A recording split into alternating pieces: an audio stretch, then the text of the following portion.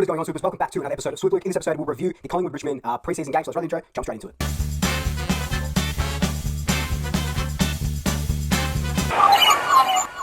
So just before we do jump straight into it, of course, follow me on all my social media accounts. They should be popping up down below. If you are a new Swooper, welcome. Thank you so much for joining me. Be sure to hit that subscribe button, hit the notification bell if you're liking what I'm putting out. If you are a returning Swooper, welcome back. Thank you so much for joining me. Let's get straight into this review then. In a game that was soured by injuries to some of the Pies players, we only went down to Richmond by one goal. That was pretty much thanks to a second half fight back by the players, Cox and Cameron in particular. But this game, it was our first professional preseason game. We did play Geelong a couple of weeks ago, or 2 weeks ago. You can tell that the Pies were very rusty, especially in that first half. Richmond, reigning premiers and stuff, they absorbed the pressure, and for the first half anyway, it was pretty much all Richmond. They were very wasteful in front of goal. At times, they finished with 14 points, but they got the W in the end, and it kind of left us Collingwood supporters just ruining missed opportunities, lots of stupid turnovers, causing intercept marks and stuff like that, and of course, the injuries. Like I said, that first half was all Richmond. They kept us to 3 goals, and they kicked about 6 goals in that first half. Then they started dropping a little bit. We ended up, towards the end of the third quarter, we kicked 5 of the last 6 goals. In that last quarter, we ended up kicking 5 goals.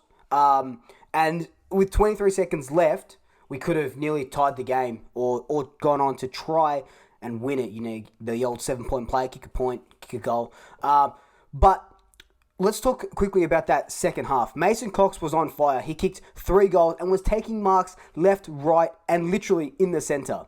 He went back to his form of, when it's Richmond playing, I'm just going to kick ass, because that's exactly what he did. And this is the Mason Cox that we like to see. Yes, we love to see it against Richmond, and we know what he can do.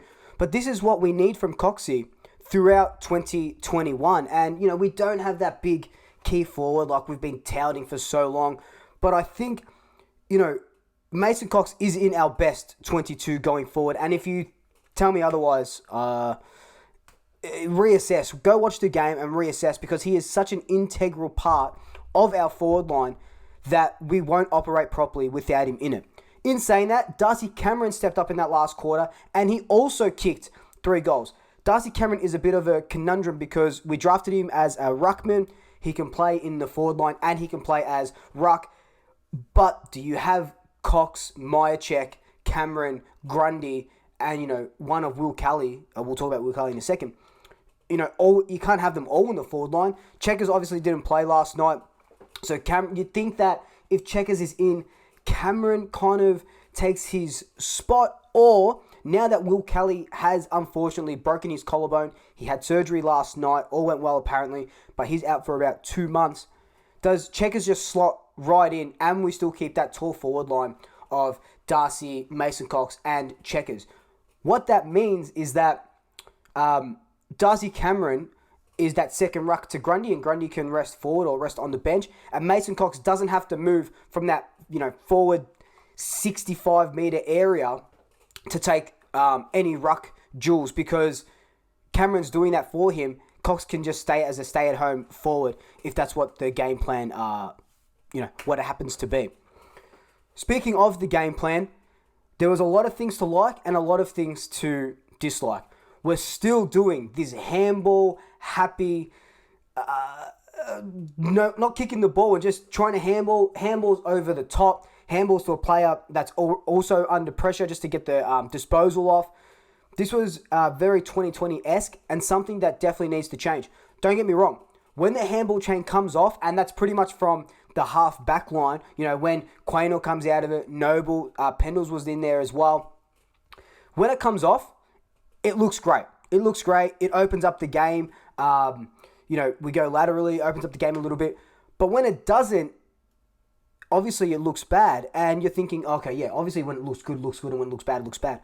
But that's not what I'm trying to talk about. What I mean is that when we're just over-handballing the ball, right? It's good to get that run. It's good to get that extra handball out. But when you've got an option to kick it and you decide to handball to someone that's under the same sort of amount of pressure, it's just really stupid, and something that we definitely need to be looking into if we're to go further than we did last year. Another thing that I noticed in the first sort of half was that we were taking it on through the corridor a lot more, and I love the corridor play, because what that means is you're opening it up, and it's just such a direct passage to goal, and it's the direct and the easiest passage to goal. So what I did like the most, Isaac Quaynor just coming out of that back line. Jesus, he is going to be something special. If Dacos had a breakout season last season, this year could be Quaynor's year. Another preseason in the gym. He looks bigger. He looks fitter. He looks faster. Just him bollocking his way out of that back line, tucking the ball under his arm and just running and hitting targets is exactly what we need to see from our young players, and especially from Quaynor off that halfback position is where we generate most of our scoring. So he has to be on his money and he has to be good, and that's exactly what he's doing. I just love the way he goes about it, and he's easily becoming one of my favorite players. Another thing I liked, Jordan De Goey, he was easily our best on ground. 2 goals, 27 or something disposals. What I liked about Jordan's game was that it's hard. He can be an elite midfielder. Yes, he does his best work in front of goal. We know that, and this is something that I've been debating for over a year, on this channel. But he does do his best work in front of goal. I think he is most suited to playing in the midfield now. He looks leaner. He looks kind of like Quaynor. Hitting the gym again. Looks leaner. Looks quicker. Looks fitter. Play him as that bollocking. There's that word again. I never use that word in my life, and I've used it twice in this video. Play him as that midfielder that can generate scores or generate opportunities to score. And yeah, he can rest forward, but I think he'll be playing 80-20. So 80% in the midfield, 20% as a forward line. What does that mean for Jamie Elliott? Jamie Elliott does do some good work in the middle, but we know that Jamie Elliott is best suited up forward. He can play as that tall marking forward as well. He's pretty accurate. Even if he, isn't marking the ball or anything, he's at Cox's feet or Cameron's feet and getting those crumbs, kind of like a Josh Thomas type player, just, insanely better. And that's exactly what Jamie Elliott is there for. And finally, Jeremy Howe returning after that, was it an MCL injury? Is that what they call it? Whatever it was, that bad knee injury. I know he played against Geelong, but this is his proper outing. It was just so good to see him back, jumping and leaping for the ball, and our defense did miss him. A lot to tighten up just with our defense in general, but it was good seeing him back. Dislikes. There was a lot to dislike about this game. Yes, our second half fight back was great. I should have said that in the likes, but that second half fight back was great. But it's just a classic Collingwood where we just leave comebacks too little, too late. 5 goals in the last quarter is awesome, Could you not have kicked 5 goals in the first quarter, or 5 goals in the second quarter, or 5 goals in the third quarter? You know what I mean? It's like, this is just classic Collingwood where we start very slow and then it's an uphill battle to try and come back. Like, you're not going to win a lot of games with 23 seconds left on the clock and you're down by 1 goal. So we have to get that intensity up as soon as, the ball is bounced. But in saying that, it was a preseason game. Everyone is going to be a little bit more rusty playing in front of crowds and stuff like that. It's kind of like deer in their headlights sort of stuff. Speaking of, turnovers and stuff like that, God, inside 50s. What is happening? Yes, Cox and Cameron were clunking them when they were in there, but we are just panicking with the ball when we go inside 50, not lowering our eyes, just kicking it in hope. At one stage through the third quarter, Richmond had about 23 intercept marks, and we only had 7 or 8. So that's like 3 times as many intercept marks that we had at that point in that third quarter, because they're just plucking it off us. When we kick it to Cox, he's going to have 2 or 3 players on him. So what does that mean when he's got 2 or 3 players on him? There's someone there with no one on them, or theoretically no one on them. So you lower your eyes. Yes, he's a good target, but there has to be a better one because teams will just catch us out, and they were doing that. This is something that's just been persistent for years and years and years, and I don't even think a big Jeremy Cameron or a Tom Hawkins could even stop that, you know? It's just bad ball use going forward. Look, I don't like singling out players on this channel or any time really, unless it's really bad, you know, that they've done something wrong. But like, there are a lot of players that need to tune up their skills before round one. For example, imagine in two consecutive possessions, just turn the ball over. Callum Brown was turning the ball over. There's a lot that we can do. There's ways that we can win that we're just not letting ourselves or giving ourselves the opportunity because we do these stupid errors where they're just unforced. You have all this time in the world and they're just unforced errors, and that's what loses you games. But like I said, I keep saying, it's preseason, so there's no point going right in and giving them, super 110% dislike thoughts and stuff like that because it is a preseason game. The real stuff starts against the Bulldogs.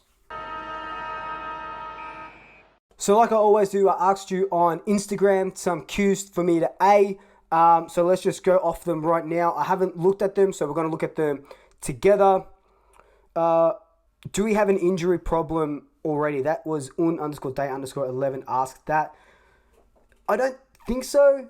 Still calf tightness. That could just be an old man injury.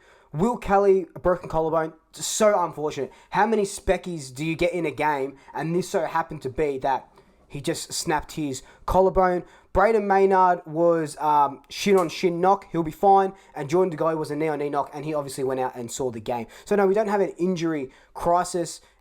Do you think Hoskin Elliott still fits in our best 22? He needs a huge season, or this could be his last at the Pies, as harsh as that sounds.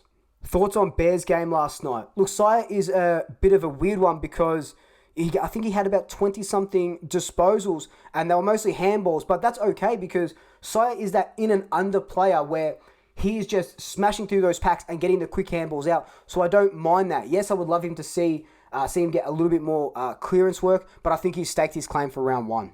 Forward line has to be addressed, more so our setup and entry into the forward line. Yeah, exactly what I said before. It's not about the personnel, it's about how we use them and, you know, hitting a target when we go inside 50 and not going at like 36% or something ridiculous like that. How to stop being so flat in first half happened against Geelong and now Richmond.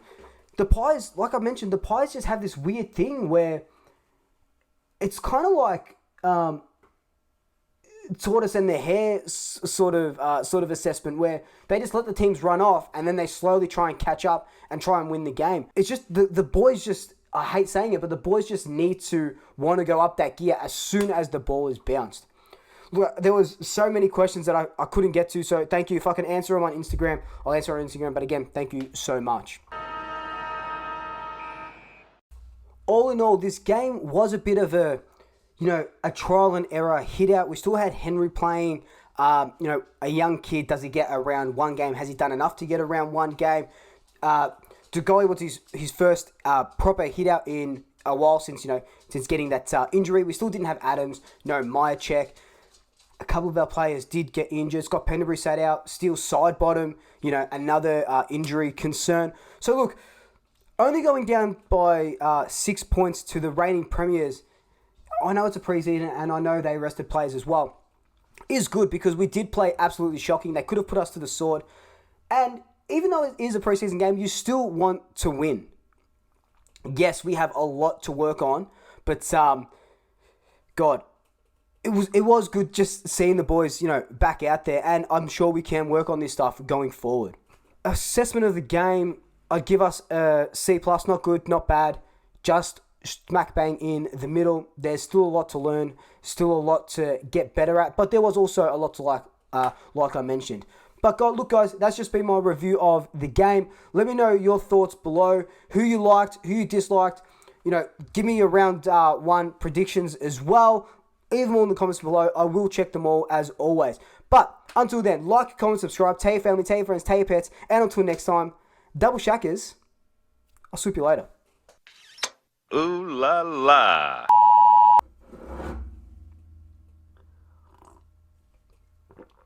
Ooh. All right, take 12.